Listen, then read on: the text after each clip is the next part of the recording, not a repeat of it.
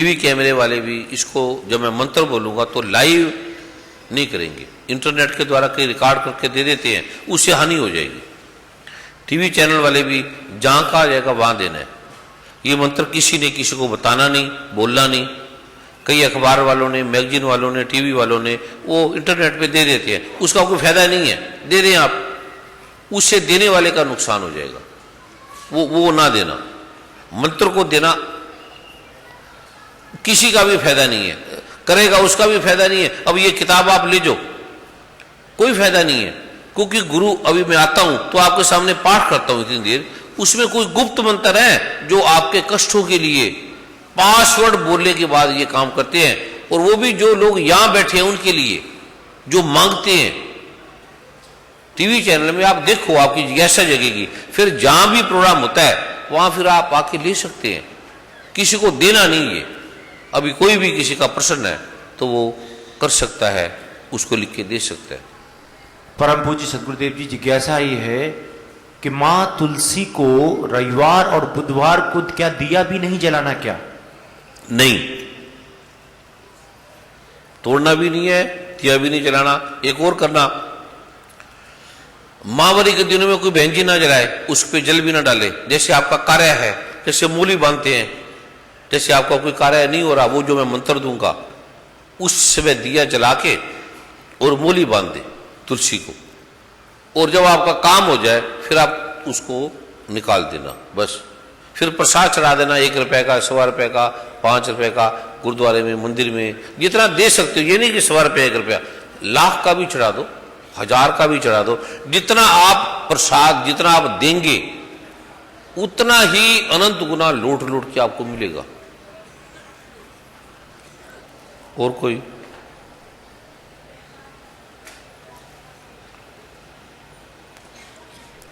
कोई वैज्ञानिक, पत्रकार, बुद्धिजीवी का, क्योंकि वो प्रतिभाशाली लोग होते हैं, उससे कल्याणकारी प्रारूप बनता है। परम पूज्य सदगुरुदेव जी, कई जिज्ञासाएं आई हैं कई भाई बहनों की कि जो स्वर्ण भस्म लेने की आर्थिक स्थिति जिनकी नहीं है उन पर भी कृपा कर दीजिए। जो नहीं ले सकते वो छोटी सी 100 ग्राम की थोड़ी सी ले ले, बिल्कुल थोड़ी मात्रा में, वो ज्यादा महंगी भी नहीं है, वो थोड़ी सी ऐसे नाम मात्र, जो रोज 100 ग्राम नहीं लगा सकते, और वो पूरे जो हवन सामग्री में इतनी डाल दें। अब जैसे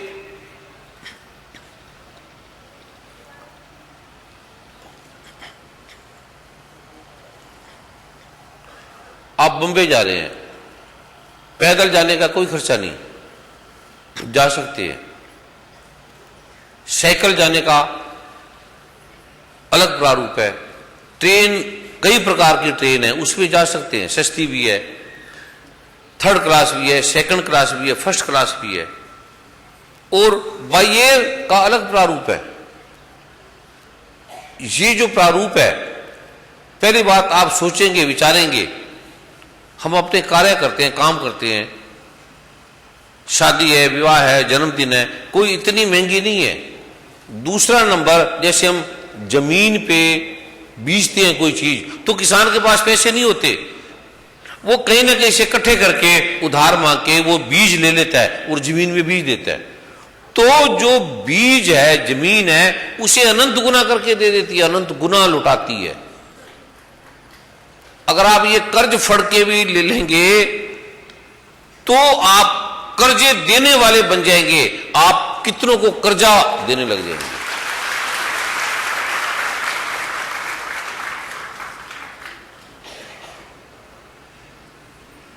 बच्चे हैं, बीमार होते हैं, डॉक्टरों के पास जाते हैं, कितना कितना ऐसे, कोई जो भी जितना सहज से 1 ग्राम कर सकता है, आधा ग्राम कर सकता है, 300 ग्राम, 200 ग्राम, छोटा 100 ग्राम, 50 ग्राम, ऐसे नाम मात्र वो डाल दे। 100 ग्राम से कम नहीं डालना, वो कोई ज्यादा महंगा नहीं है इतना, वो नाम मात्र के लिए बाजार से मिल जाती है, हर दुकानों से मिल जाती है, लेकिन उन कंपनियों की हो जो प्राण प्रतिष्ठा करते हैं। कई कंपनियां करती है, कई कंपनियां नहीं करती। जो नहीं करती प्राण प्रतिष्ठा, उनका नहीं लेना। जो प्राण प्रतिष्ठित करती हैं वो कंपनियों के मैंने कल नाम बताए थे, उनका ले लेना, या धाम में शायद थोड़ी सी बची होगी मेरे ख्याल, या खत्म होगी होगी, इतनी होगी ले लेना, या नाम लिखा देना, आपको वो भेज दी जाएगी। बड़े अच्छे पुरानी एक प्रारूप से महात्मा गांधी उसकी तारीफ करते थे, उस पुरानी अनंत वो प्रारूप से वो बनी है। बड़े बड़े प्रतिभाशाली वैद ब्राह्मणों उनकी देखरेख में ये बनती है। तो वो नाम लिखा देना, पता लिखा देना, फिर आपको उस पते पे वो भिजवा देंगे, या धामों में ऐसा प्रारूप बनाएंगे, रख देंगे, वहां से भी ले सकते हैं। जो बाजार से खरीद के लेके आ गए हैं उनका अभिमंत्रित हो गया है। और कोई? और तो व्यक्तिगत ही आ रहे हैं। और कोई भी व्यक्तिगत नहीं लेना, सार्वजनिक लेना है।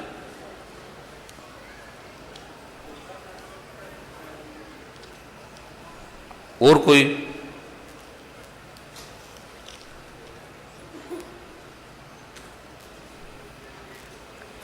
अभी मैं कोई प्रश्न ले लो जिसका भी है। अभी हमने फ्लाइट में भी जाना है, दिल्ली का भी प्रारूप है, और व्यक्तिगत भी आपकी प्रॉब्लम है, बाधा है, उसको भी जो समस्या है, बाधा है, अनंत भाई बहन है, उसका एक विशेष प्रारूप है। वो जैसे कीकर का पेड़ खींचता है, जैसे सोना खींचता है, जैसे कई चीजें खींचती हैं, ऐसे गुरु जब पाठ करके आता है तो आपके सारे रोगों को, कष्टों को खींचता है, ले लेता है। उसका फिर दायिक रोज लिख देता है। जब व्यक्तिगत आपके पास आएंगे तो एक विशेष पाठ करके आते हैं, जैसे आपके आगे से गुजरेंगे तो वो सारे आपका प्रारूप कष्ट आते हैं, उसका फिर समाधान लिख देंगे, वो आप कर लेना, जो लिखा है वो कर लेना। उसको अलग अलग पाठ है, किसी का क्या पाठ है, किसी का क्या पाठ है, एक सार्वजनिक है, एक व्यक्तिगत है। वो जिसने फार्म भरे हैं, जिसने नहीं भरे वो भर लेगा। वो अनूठा है आज के दिन का। और कोई? अभी क्या टाइम है अरुण जी? 11:30। तो आज तो हम नहीं चल पाएंगे। जो हमने सुबह 3 बजे की फ्लाइट लेने का ध्यान था, अभी नहीं होगी ना?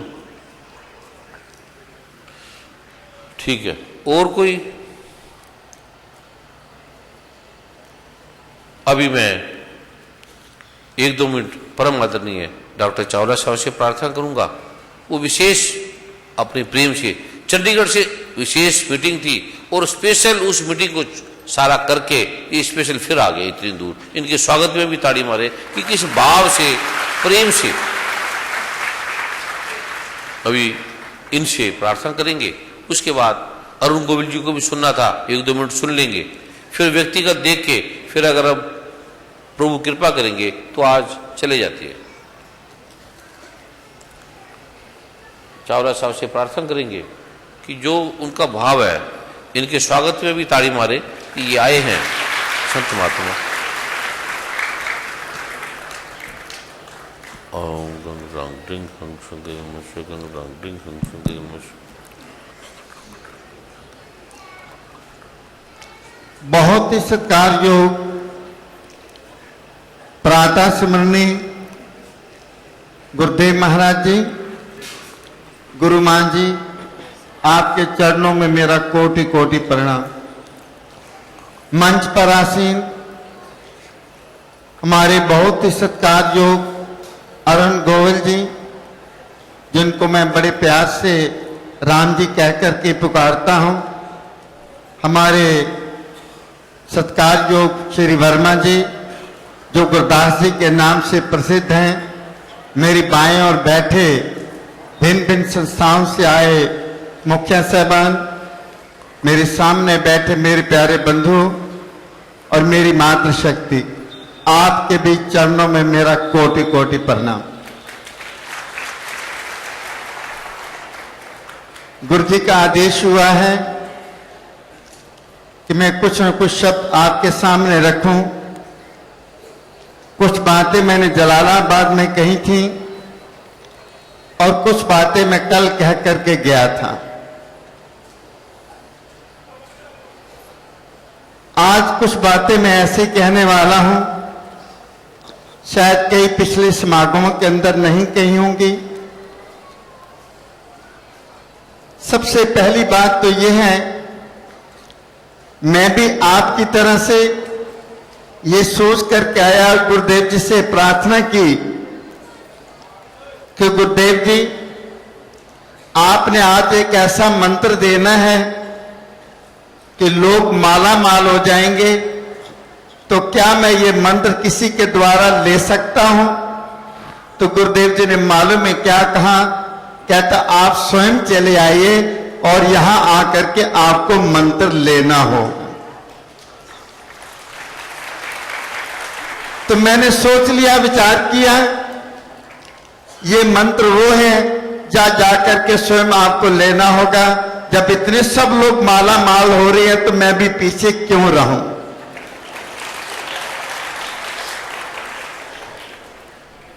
प्रिय बंधु, एज ए मेडिकल डॉक्टर के नाते जितनी गुरुदेव जी ने बातें कही हैं, अब कौन सोचता है, हमें किक्कर का तो ये तो जरूर पता है कि दातन होता है, किक्कर का दातन अच्छा होता है, किक्कर शक्ति प्राप्त करता है। स्वर्ण जो है जो गले के अंदर पहना होता है, मेरी माताएं और बहनें पहनती हैं, या राजा लोग जो है माथे के ऊपर जो इस प्रकार के मुकुट पहनते हैं, वो शक्ति खींचते हैं। हमने पहली बार सुना है, मैं समझता हूं इससे बढ़ करके और कौन सी बात गुरुदेव जी के द्वारा बताई जा सकती है। मैं तो सुनकर के बड़े अचंभे में पड़ रहा था। हमने इतनी पढ़ाई की, बीएससी पास किया, ये नहीं समझो बायोलॉजी और अनाटमी, और इसके साथ साथ बीएससी के अंदर जो हमारे मेडिकल प्लांट्स हैं, सबके बाद हम लोगों ने बीएससी के अंदर खत्म कर ली थी। परंतु इतनी बातें जो 2-4 मिनट में मुझको सुनने में मिली, वो 14 साल 15 साल सुनने में भी नहीं मिली थी। महापुरुषों के पास आने के साथ ये बात सही है कि नई नई बातों का पता चलता है। और मैं तो स्वयं ये कहा करता था, और जब मुझको ये कहा करते थे कि ऋषि जी आए हैं, महात्मा जी अमृतसर के अंदर आए हैं, वो अपने वेद मंत्रों के द्वारा आपको ठीक करने जा रहे, मैं कैसी कैसी कैसी बातें करते हो। डॉक्टर होने के नाते मैंने माना ही नहीं था। आप विश्वास करें ना कि मैं बिल्कुल नहीं गया था इनका प्रोग्राम अटेंड करने के लिए। पर एक समय ऐसा आ गया, एक समय ऐसा आया कि जब मेरे मित्रों ने कहा आप कुछ ना करना, उनकी बात सुन लो, और बात सुनने के बाद आपको अच्छा लगेगा तो फिर आप समागम में आना शुरू करना। 1-2 समागम मैंने सुने, और इसी तरह से जब हजारों लोग हाथ खड़ा कर रहे थे तो मैंने भी मन के अंदर सोचा कुछ ना कुछ बात तो अवश्य है। और फिर उसको मैंने बड़े ध्यान से सोचना भी शुरू किया, विचार करना शुरू किया, और कई बार तो मैं मरीजों को यह कहने लग गया, बंबई के अंदर पहुंचा और कई स्थानों के अंदर, मोड़ी के अंदर पहुंचा, ये देखने के लिए।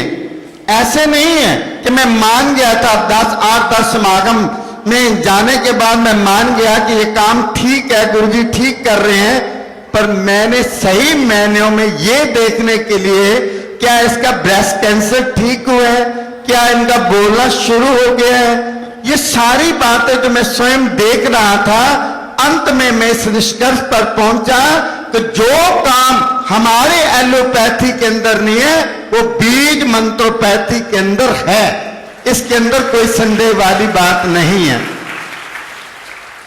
कल भी मैंने बताया था, जो असाध्य रोग होते हैं, असाध्य रोग का मतलब वो मान के चले कि जैसे हमारा मिग्रेन है, थायरोटॉक्सिकोसिस है, ब्रोंकियल अस्थमा है, हेपेटाइटिस है, और इसी प्रकार से अनेकों बीमारियां हैं जिनका डॉक्टर लोगों के पास केवल इतनी बात है कि आप ये दवाई खाओ और जब तक जीवित रहना तब तक आपको दवाई खानी पड़ेगी। पर इन लोगों के लिए कि हमेशा के लिए ठीक हो जाए, ब्रोंकियल अस्थमा हमेशा के लिए ठीक हो जाए, एप्लास्टिक एनीमिया के अंदर ब्लड देना ना पड़े, ब्लड कैंसर के अंदर ब्लड देना ना पड़े, ब्लड कैंसर वैसे ठीक हो जाए। कौन सा ऐसा डॉक्टर दुनिया के अंदर है जो बिना ब्लड दिए कैंसर को ठीक कर सकता है? दुनिया के अंदर कोई डॉक्टर नहीं है। अगर कोई डॉक्टर है, सही मायने के अंदर सही संत है, तो ब्रह्म कुमार स्वामी जी।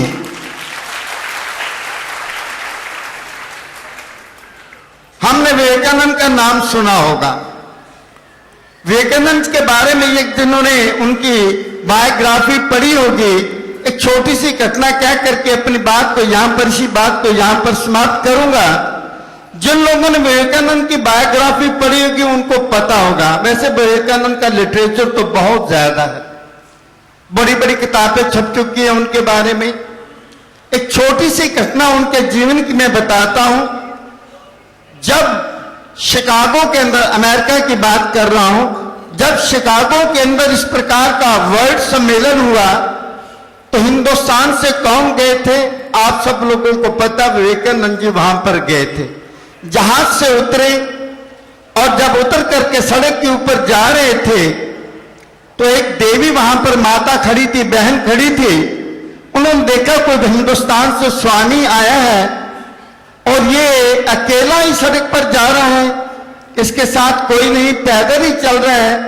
तो उस बहन ने कहा, स्वामी जी आप कहां से आए हैं? हिंदुस्तान से आए हैं। उनके आप कहां जा रहे हैं? मालूम है स्वामी जी ने क्या कहा? उसकी बहन के कंधे के ऊपर हाथ रखकर कहा, बहन आप जो हैं वो कौन थी? वो और कोई नहीं थी, सिस्टर निवेदिता थी, बहन निवेदिता थी, जिसने भारतीय संस्कृति का प्रचार हिंदुस्तान के अंदर आकर के किया था। और स्वामी विवेकानंद जी जब वर्ल्ड सम्मेलन हुआ और संसार के लोग बैठे हुए थे, बड़े बड़े विद्वान बैठे हुए थे, स्वामी विवेकानंद जी भी उसी स्थान के ऊपर जब उनको जहां पर बिठाया और बैठा गया और एक बार नाम लिया गया, दोबारा जब उनको बुलाया गया, स्वामी जी स्टेज के ऊपर आए और जैसे हमारे स्वामी कुमार स्वामी जी बोलते, हम तालियों की गूंज से उनका स्वागत करते हैं। तो अमेरिका के इतिहास के अंदर, दुनिया के इतिहास के अंदर अगर मैं कहूं, हमारे स्वामी विवेकानंद जी ने जब बोलना शुरू किया तो उन्होंने क्या कहा? Sister and brothers of America, और 5 मिनट तक लगातार तालियां बजती रही थी। ये क्यों बजी? क्योंकि हिंदुस्तान का वो स्वामी था जिसने पहली बार अमेरिका प्रदेश के अंदर जाकर के लेडीज एंड जेंटलमैन नहीं कहा, और क्या कहा? ये कहा sisters and brothers of America, क्योंकि अमेरिका के लोगों ने कभी इस प्रकार का भाषण नहीं सुना था। और जब भाषण दे रहे थे, भाषण देने के बाद लगातार तालियां बजती रही। एक छोटा सा उदाहरण स्वामी विवेकानंद जी ने दिया। उन्होंने कहा कि हमारे भगवान कृष्ण जो हैं, जब बोलते हैं, जब बंसरी बजाते हैं, तो दूर दराज गोपियां जो होती हैं और यहां तक के जो गौएं होती हैं, भाग करके कदम्बा ट्री के पास आती हैं और बंसरी सुनना शुरू कर देती हैं। तो लोगों ने कहा, आप कैसे इसका प्रमाण दे सकते हैं? तो उन्होंने कहा, स्वामी विवेकानंद ने कहा, मैं इसका प्रमाण किसी वक्त जरूर दूंगा। जिन्होंने इतिहास पढ़ा होगा उनका पता होगा। तो स्वामी विवेकानंद ने एक बार इस बात को सिद्ध करने के लिए क्या किया? भाषण देते देते स्टेज से चल पड़े। लोग सारे उसके पीछे दौड़ने लगे कि स्वामी जी क्या बात है। जब दूर जाकर के खड़े होकर के कहा, आप इतने उतावले मेरे जैसे सामान्य व्यक्ति के हैं। हमारे लॉर्ड कृष्णा जो थे, जब बंसी बजाते थे तो गांव में भाग करके क्यों नहीं आती थी? तो मैं ये इसलिए बताने जा रहा हूं, वो समय दूर नहीं है जब ब्रह्म कुमार परम पूज्य कुमार स्वामी जी, एक समय ऐसा आएगा जब दुनिया के लोग कहेंगे, अगर संसार के अंदर दूसरे विवेकानंद हैं तो ब्रह्म कुमारी कुमार स्वामी जी हैं। अरे भाई तालियां बजानी है, दोनों हाथ खड़े करके जोरदार तालियां बजाएं। पता लगना चाहिए कि कौन है। ब्रह्म कुमार स्वामी जी छोटे मोटे संत नहीं है, दुनिया के महानतम संतों में से एक हैं, जिन्होंने इतना बड़ा इतिहास रच करके रख दिया है। तो अभी अभी मैं रविकांत जी से जब बात कर रहा था, जो हमारे बहुत बड़े इंडस्ट्रियलिस्ट हैं, मैंने कहा देखो इतनी संख्या, इतना बड़ा समागम और सूचना कितनी, एक दिन की, और सूचना भी नहीं है, बताया भी नहीं है। ये भी वहां पर सिर्फ अनाउंस हमारे सत्कारयोग वर्मा जी ने कर दिया कि अगले दिन वहां पर 2 दिन समागम रहेगा। और हम लोग जो अगर हमने किसी प्रधानमंत्री का या अपने किसी नेता जी का जो जाकर के कुछ समागम करना होता है, तो सारे पंजाब की बसें इकट्ठी करके जोर लगा करके सारे नेतागण लग जाते, तो मैं समझता इतना बड़े रश उस समागम के अंदर भी नहीं पहुंचता है। तो प्रिय बंधुओं, मैं और अधिक इसके बारे में ना कहता हूं, एक 2-4 छोटी सी बातें और कह करके अपनी बात को समाप्त करूंगा। यहां पर हमारी बहन कुसुम चोपड़ा जी अगर फिरोजपुर की आई हो तो जरा हाथ खड़ा करें, अगर आई हुई हो तो मेरी बहन कुसुम चोपड़ा वो स्वयं लिखती हैं, अगर होती तो स्वयं यहां पर आकर के बताती। हम लोगों ने बहुत सारे उदाहरण सुने होंगे, और कभी डॉक्टर लोग, हम लोग तो हमेशा ही कहते हैं अगर आपके पेट के अंदर ट्यूमर है या गले के अंदर ट्यूमर है या डायमाइंड ट्यूमर है तो उसका जल्दी से इलाज कर दें। मेरी बहन के यहाँ फाइब्रेड था, यूट्रस के अंदर फाइब्रेड था। वो लिखती है कि हमारे डॉक्टर को दिखाया, गायनेकोलॉजिस्ट को दिखाया, सारी बातें हो गई। जब मुझको ये कहा गया कि आपका तो बहुत बड़ा ऑपरेशन होना है, पर उसने कहा कि मैं तो ऑपरेशन नहीं कराऊंगी।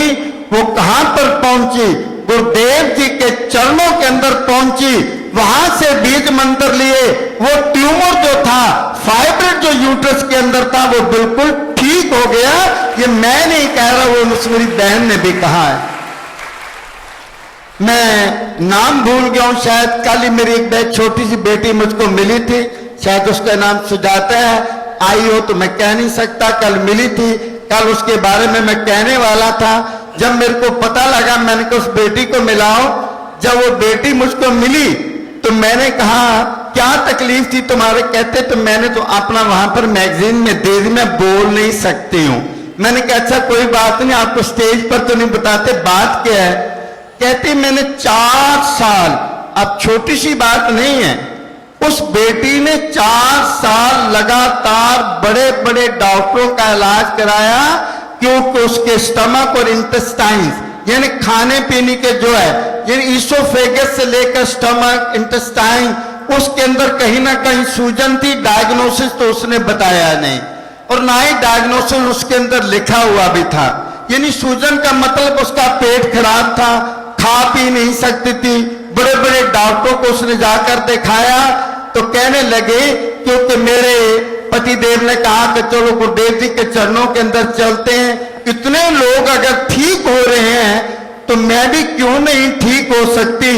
4 साल लगातार बड़े बड़े डॉक्टरों को दिखाने के बाद अगर वो बेटी ठीक हुई है तो केवल 15 दिन पाठ करने के बाद ठीक हुई है। और बेटी अगर यहां पर बैठी हो तो जरूर खड़ी हो जाए, कम से कम हाथ खड़ा कर दे।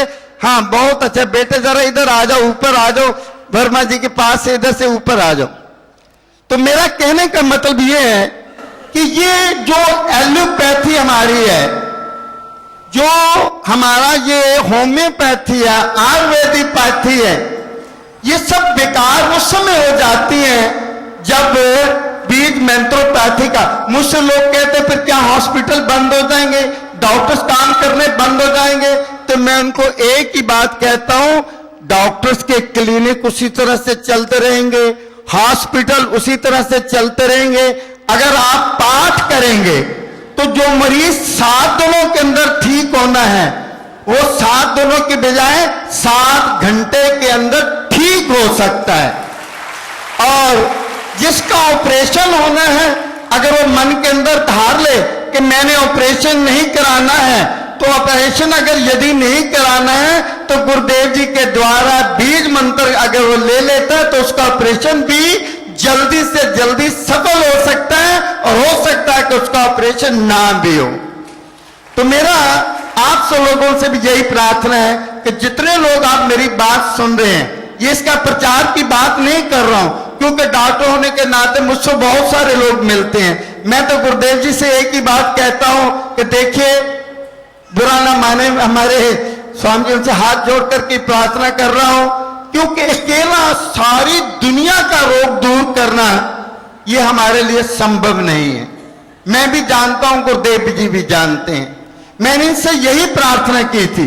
कई बार तो मैं राम जी से भी प्रार्थना कर चुका था, वर्मा जी से भी मैं अपना विचार विमर्श करता रहा कि हिंदुस्तान के अंदर यदि शुरू करना है, और मेरा ये दृढ़ विश्वास है, ये मैं मान करके चल रहा हूं, अगर गुरुदेव जी ने एक यूनिवर्सिटी शुरू कर दी तो हिंदुस्तान के अंदर बीज मंत्रों की यूनिवर्सिटियां शुरू हो जाएंगी, और दुनिया के अंदर जाकर के वो बताएंगे कि कुमार स्वामी जी द्वारा किया हुआ यह बीज मंत्र पैथी केवल हिंदुस्तान के अंदर नहीं, दुनिया के कोने कोने के अंदर यूनिवर्सिटी खड़े कर रहे हैं। तो मैं आज फिर गुरुदेव जी से प्रार्थना करने जा रहा हूं कि एक तो यूनिवर्सिटी का जरूर इंतजाम करें। वैसे तो धाम की बात मैंने कही थी, गुरुदेव जी ने हमारी प्रार्थना स्वीकार कर दी, उस विषय के अंदर तो मुझको कुछ नहीं कहना है, पर मेडिकल कॉलेज खुल जाए, अगर शुरुआत हो गई, एक बार उस कॉलेज के अंदर यूनिवर्सिटी के अंदर बीज मंत्र पैथी शुरू हो गई, तो मैं जिस प्रकार से बता रहा था, तो इस प्रकार बीज मंत्र पैथी हर घर के अंदर, हर स्कूल के अंदर, और हर मेडिकल कॉलेज के अंदर, हर घर घर के क्लिनिक के अंदर ये काम शुरू हो जाएगा, और लोगों के दुख दूर हो जाएंगे। इतना कहकर के मैं अपनी बात को समाप्त करता हूं। अब मैं बेटी को यहां पर बुलाता हूं, प्रार्थना करता हूं, बेटे इधर आओ, जल्दी आओ, जरा जल्दी से। कुछ जितना भी आप कहना, आप जरा बताओ तो से इनको। नमो नारायण। गुरुदेव और गुरु माँ जी के चरणों में नमस्कार।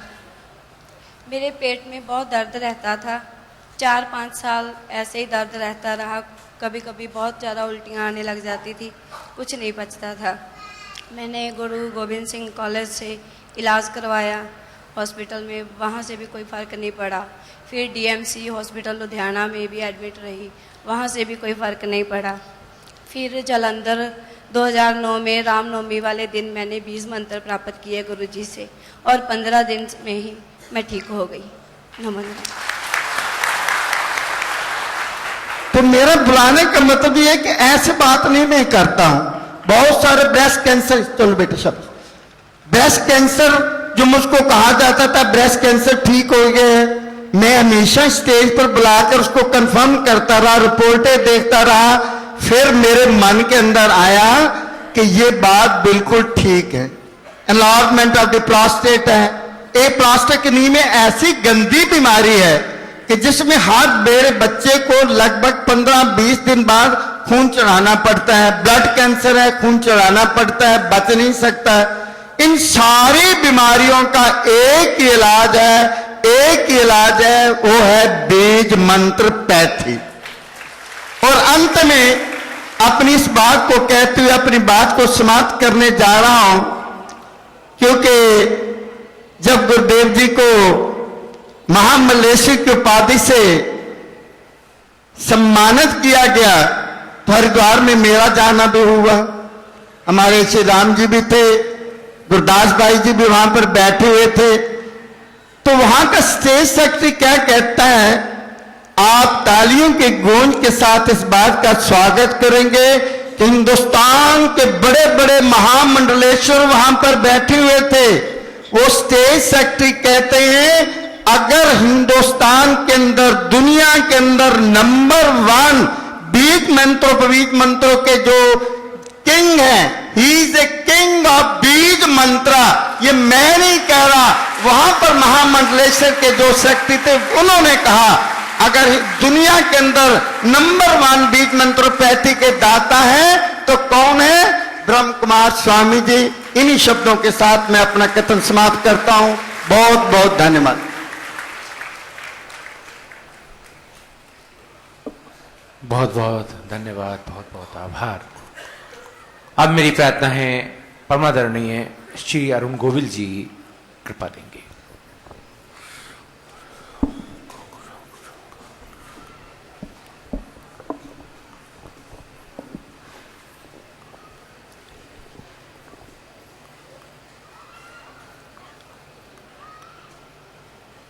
परम पूज्य गुरुदेव, परम पूज्य गुरु मां के चरणों में नमन। पधारे हुए सभी गणमान्य अतिथि गणों के चरणों में नमन। आप सभी भाई और बहनों, आप सबके चरणों में मेरा प्रणाम।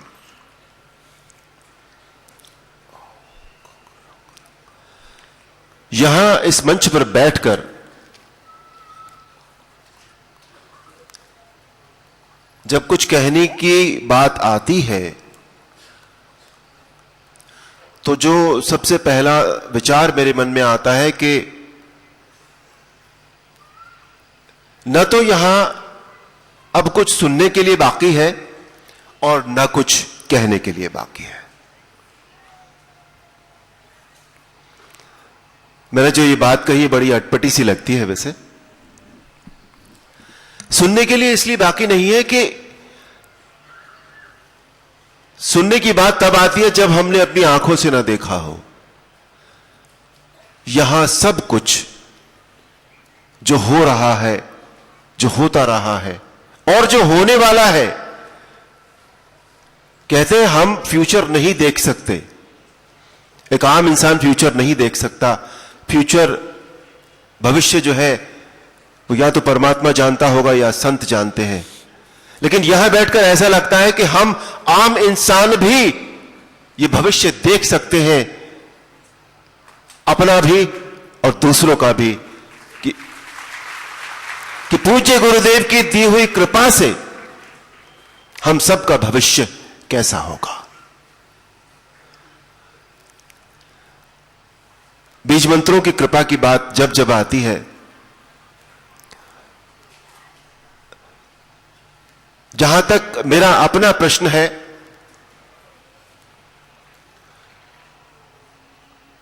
मैं परमात्मा में विश्वास शुरू से रखता रहा हूं, लेकिन बहुत ज्यादा पूजा या पाठ से मेरा संबंध नहीं रहा कभी भी। और मेरा संबंध जब मंत्रों से हुआ तो सीधा बीज मंत्रों से हुआ।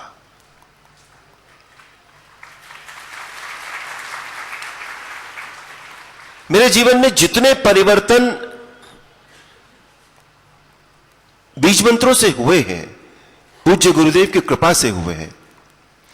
मेरे जीवन के ये 6 वर्ष और मेरा पिछला जीवन, जितने भी वर्ष हो रहे हैं, उनमें कभी इतने परिवर्तन नहीं हुए जितने परिवर्तन मेरे जीवन में, मेरी मनोदशा में, मेरे विचारों में जो इन 6 सालों में हुए हैं। कभी पहले सुना नहीं। बहुत से पूज्य संत, उनके बारे में हम जानते हैं, पढ़ते रहते हैं, लेकिन ऐसा कभी नहीं सुना, देखा नहीं कि कोई संत केवल और केवल कृपा के लिए आया हो, और कृपा भी ऐसी कि जिसका कोई सानी नहीं है, जिसकी कोई तुलना नहीं कर सकता। तन से ठीक करने की जो जिम्मेदारी थी वो डॉक्टर्स के पास थी, मन से ठीक करने की जो जिम्मेदारी थी वो मनोचिकित्सकों के पास थी, और धन की जिम्मेदारी तो किसी के पास भी नहीं थी। वो बीड़ा उठाने को कोई तैयार नहीं था। आज का ये दिन अपने आप में इतना अनूठा है, इतना अनोखा है कि हमारे जीवन में हम जहां बैठे हैं, यहां एक ऐसा आयाम हमें पूज्य गुरुदेव द्वारा दिया जा रहा है कि जो हमारे जीवन में धन की कमी को पूरा करेगा।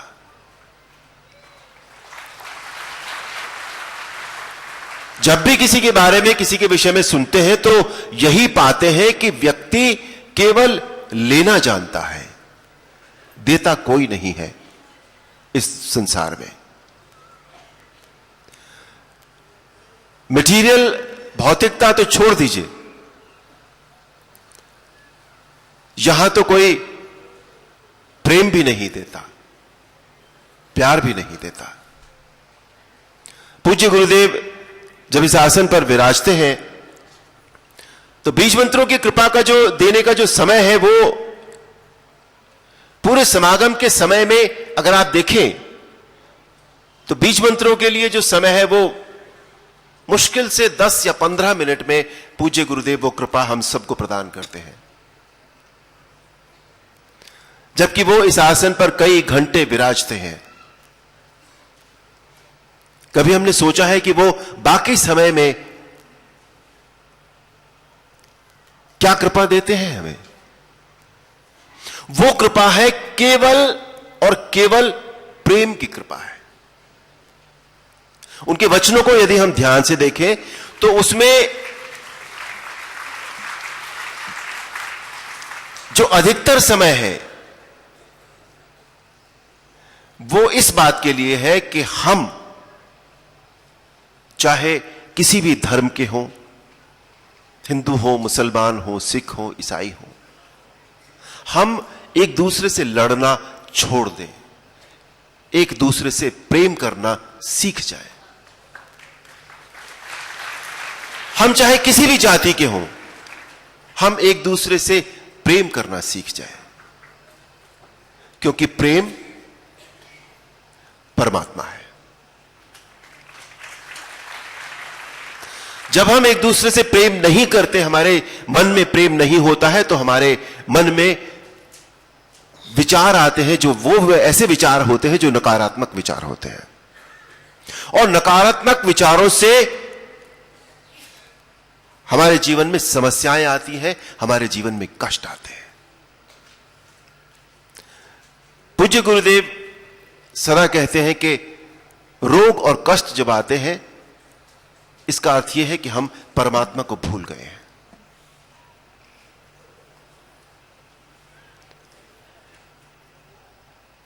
प्रेम और परमात्मा, प्रेम से अर्थात भौतिक प्रेम की बात नहीं है यहां पर। प्रेम से मतलब है, प्रेम का तात्पर्य है मन से प्रेम करना एक दूसरे से। ये सब बातें, ये इस तरह की बातें हमें कभी भी कहीं भी हमें सुनने को नहीं मिलती। हमें कष्ट होता है तो उसके लिए तो बीज मंत्र है ही, लेकिन साथ ही साथ पूज्य गुरुदेव हमें इस बात की भी कृपा देने की अपनी तरफ से पूरी कोशिश करते हैं। हम न ले पाए ये हमारा दुर्भाग्य है, हम ले ले तो ये हमें हमारी बहुत बड़ी उपलब्धि होगी, हमारा बहुत बड़ा सौभाग्य होगा। ये वो इस बात के लिए भी हमें कृपा देते हैं कि यदि हम उनके जिस तरह से वो बताते हैं उस तरह से यदि हम अपना जीवन जिए तो हमारे जीवन में समस्याएं होंगी ही नहीं, हमारे जीवन में कष्ट आएंगे ही नहीं। जब आएंगे तो उसके लिए तो बीज मंत्रों की कृपा है ही, लेकिन कितना अच्छा होगा कि हमारे जीवन में ये कष्ट आए ही नहीं।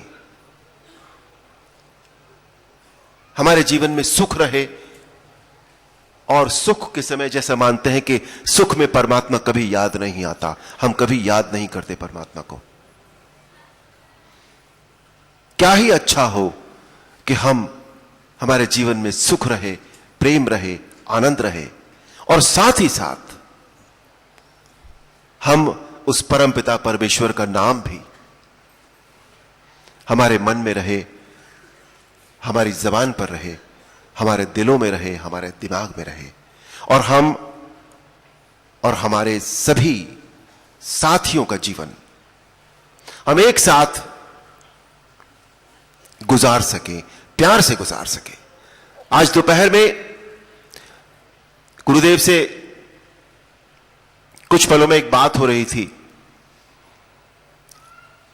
जब मैंने ये कहा कि पूज्य गुरुदेव आप सदैव प्रेम की कृपा देने की बात करते हैं, प्रेम की कृपा देते हैं हम सबको, हम नहीं ले पाते, लेकिन ये देखा है कि एक साथ एक सा मानने वाले दो व्यक्ति भी बड़ी मुश्किल से इकट्ठे होते हैं। एक व्यक्ति जो कह रहा होता है, दूसरा व्यक्ति कभी भी उसका समर्थन करता नहीं है। जब तक कि उसे पहले व्यक्ति से कुछ लेना या देना ना हो, तब तक नहीं करता। हमेशा दूसरा व्यक्ति पहले व्यक्ति की बात को काटने की कोशिश करता है, अपने आप को ज्यादा समझदार या ज्यादा ऊंचा दिखाने के लिए।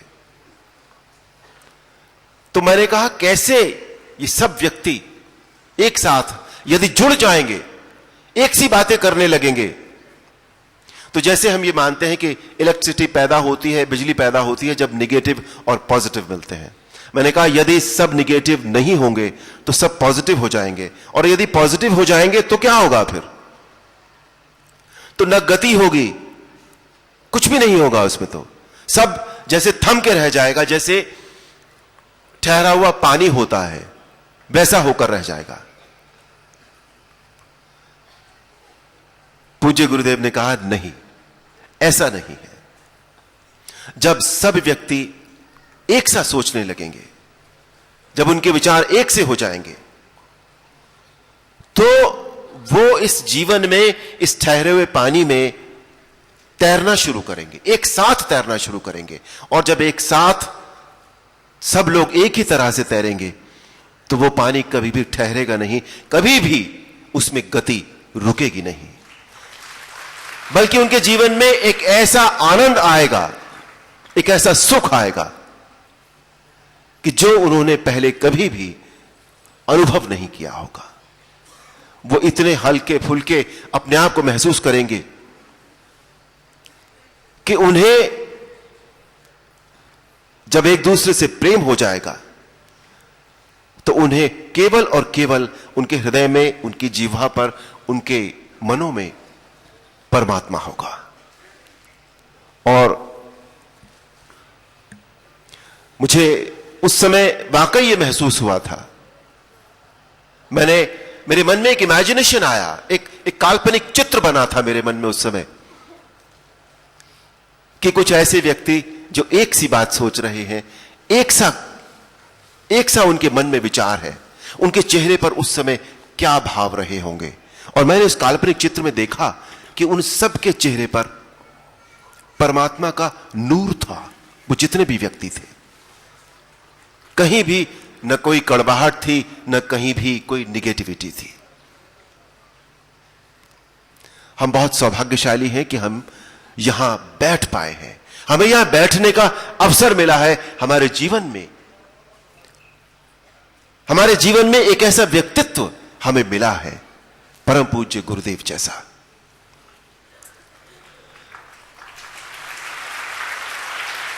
पूरा जीवन यदि हम अपना अपना जीवन उठाकर देखें, हम सब, आप सब, बचपन से लेकर अब तक देखें, तो सोचकर देखिएगा कि क्या ऐसा व्यक्तित्व कभी हमारे जीवन में आया था। माता पिता को हम सबसे ऊपर मानते हैं, लेकिन जो सदगुरु का व्यक्तित्व है, जो पूज्य गुरुदेव का व्यक्तित्व है, वो माता पिता के व्यक्तित्व से भी ऊंचा है। परमात्मा ने हम पर बहुत बहुत कृपा की है, असीम कृपा की है। हमें केवल इतना करना है कि हम उस कृपा के योग्य पात्र अपने आप को बना सकें। नमो नारायण।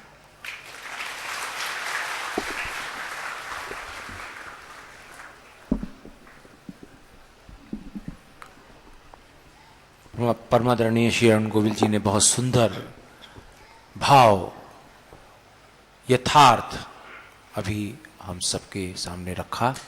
परम पूज्य सतगुरुदेव जी महाकृपा प्रदान करें। अभी प्रभु की कृपा से वो मैं रहस्य आपको देने जा रहा हूं। 2 मिनट पाठ करके बीज मंत्र की जो पुस्तक है, जिन्होंने बदल ली है वो नहीं लेंगे, जिन्होंने नहीं ली वो ले लेंगे, और जिनके पास पुरानी है वो उसको बदल लेंगे। पहले वाली पुस्तक को मंदिर में, घर में रखेंगे, और ये किसी ने किसी को देनी नहीं। सेवादार पीछे से आएंगे और आपको देते जाएंगे। लेने वाला एक शब्द बोलेगा मन में रींग, देने वाला नहीं लेना। जो आपका भाव है, श्रद्धा है, क्योंकि इसे मंदिर, गुरुद्वारे कभी भी जाओ तो कभी खाली हाथ प्रणाम ना करो। गुरु को मंदिर में, मस्जिद में कभी भी जाओ, गंगा में जाओ,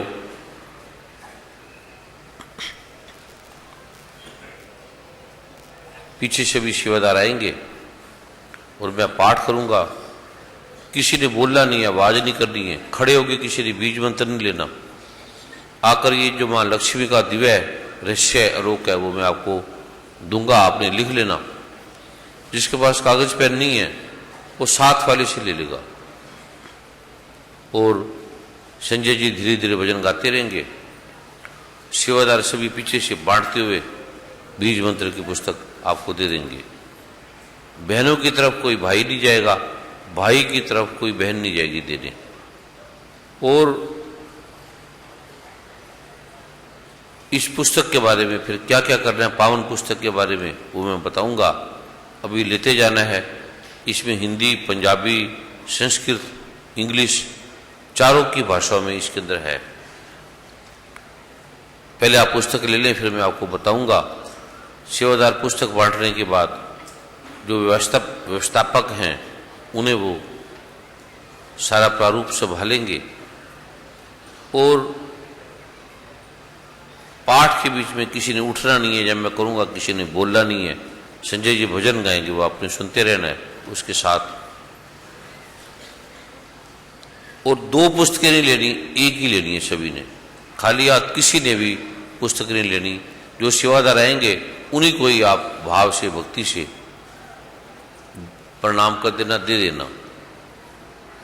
अभी मैं 2 मिनट पाठ करके वो आपको प्रभु की कृपा का, मां लक्ष्मी का जो रहस्य है, अद्भुत मंत्र है, जिसकी कल्पना भी नहीं की जा सकती कि इतना धन देने वाला है, ऐसी कृपाओं से भरा है, और इतनी ताकत है हवन में, इतनी शक्ति हवन में है, जिसे भगवान ने गीता में स्वयं कहा है, मैं यज्ञ में उपस्थित हो तो मैं यज्ञ हूं। साक्षात भगवान ने अपने को यज्ञ के नाम से पुकारा है। उसकी इतना सरल प्रारूप है, बड़ा कठिन था, और कैसे इसको उस प्रारूप से किया गया। अभी कोई भी स्थान नहीं छोड़ेगा।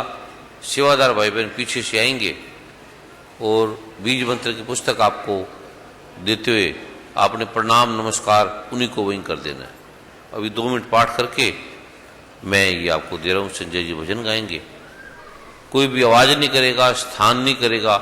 सेवादार भाई बहन बांटने वाले भी बोलेंगे नहीं, उनसे भी कोई बात नहीं करेगा। चुप करके शांति से वो लेते जाएंगे। किसी ने कोई बात नहीं करनी, बैठे बैठे लेना, खड़े खड़े किसी ने नहीं लेना।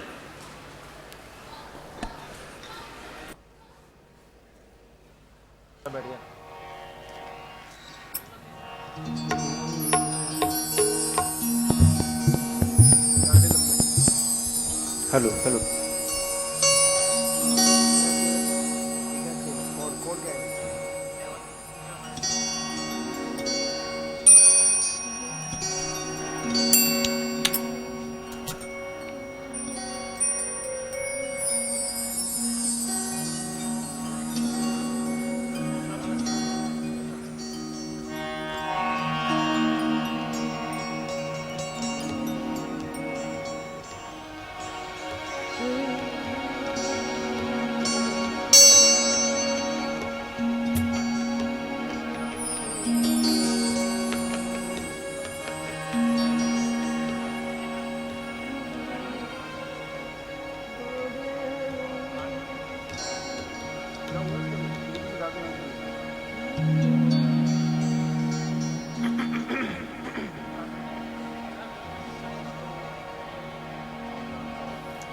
डाडे लम्बे पेंडे ने बई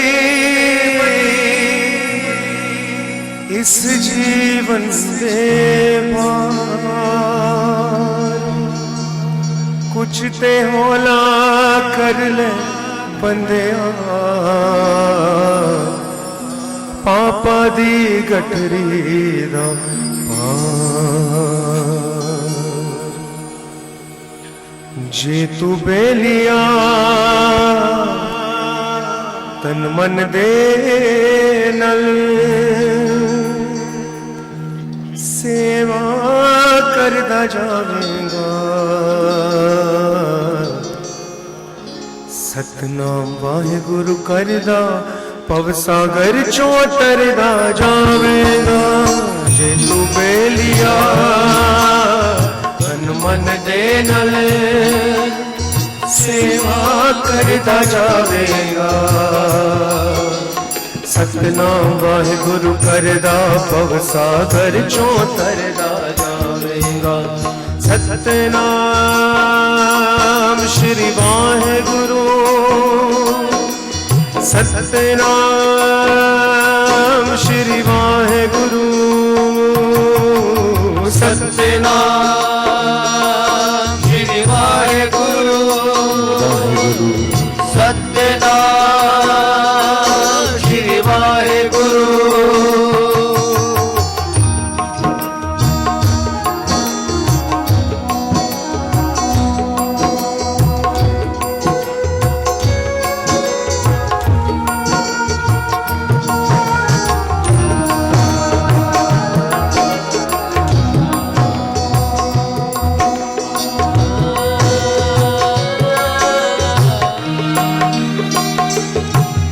सेवा है स्वर्गादी पौड़ी,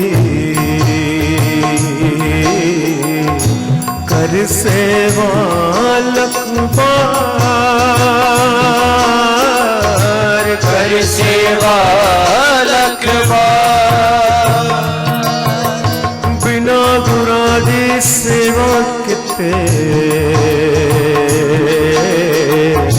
नहीं मिलदा करता,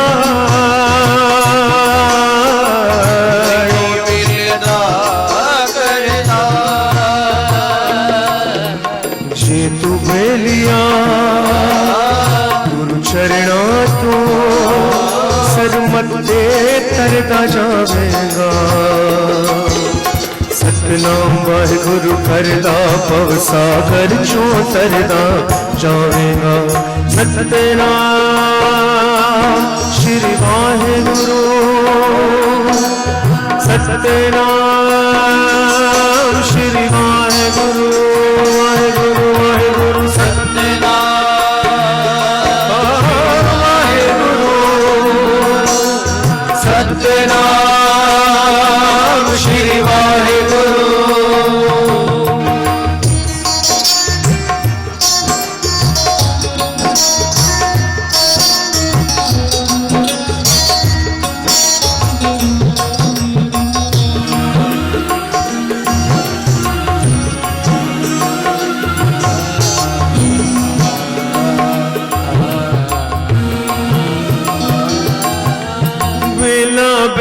के फेर नए तू माला दे मड़ के तू माला बेला बैठ के फिर नए तू माला दे मड़ के माला दे मड़ के गुरा दी महिमा तकनी ते तक ले चाकर बढ़ के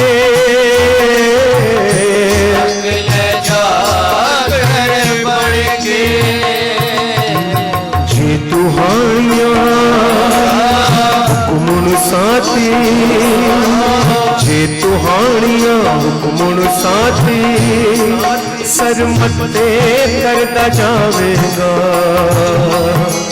सतनाम वाहिगुरु करदा पव सागर चो तरदा जावेगा सतनाम श्री वाहिगुरु वाहिगुरु सतनाम श्री वाहिगुरु वाहिगुरु वाहिगुरु सतनाम वाहिगुरु सतनाम श्री वाहिगुरु।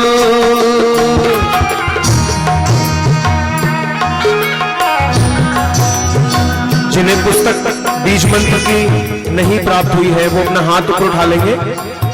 जिन्हें बीज मंत्र की पुस्तक नहीं मिली है बहनों से भाइयों से प्रार्थना है कि वो अपना हाथ ऊपर उठा के रखेंगे। सेवादार भाईजन बहने भाईजन देख लेंगे कि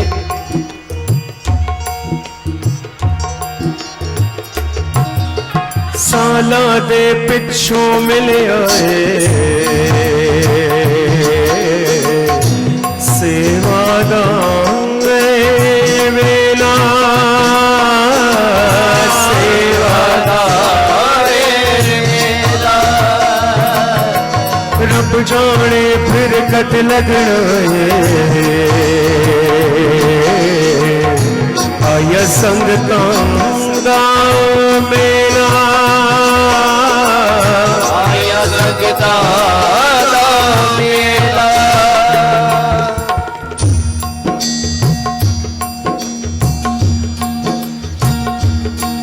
रब जाने मेरा वाहिगुरु जाने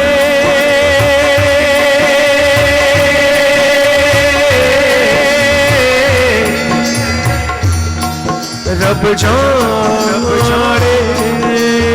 अभी जो ये दिव्य बीज मंत्र की पुस्तकें आपको मिली हैं इनको खोलना नहीं है। अभी आपको पुस्तक मिली है। दिव्य बीज मंत्र तब मिलेंगे जब सदगुरु हुक्म करेंगे और जब सदगुरु आपको समागम के बाद जब आशीर्वाद प्रदान करेंगे तब ये पूरी प्रक्रिया होगी। अभी ये पुस्तक खोलनी नहीं है, अपने पास रखनी है।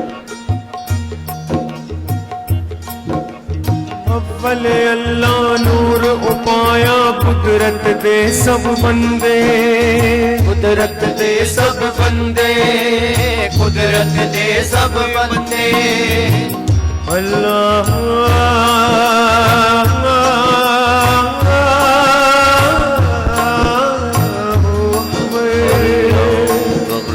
अव्वल अल्लाह नूर उपाया कुदरत दे सब बंदे कुदरत दे सब बंदे कुदरत दे सब बंदे।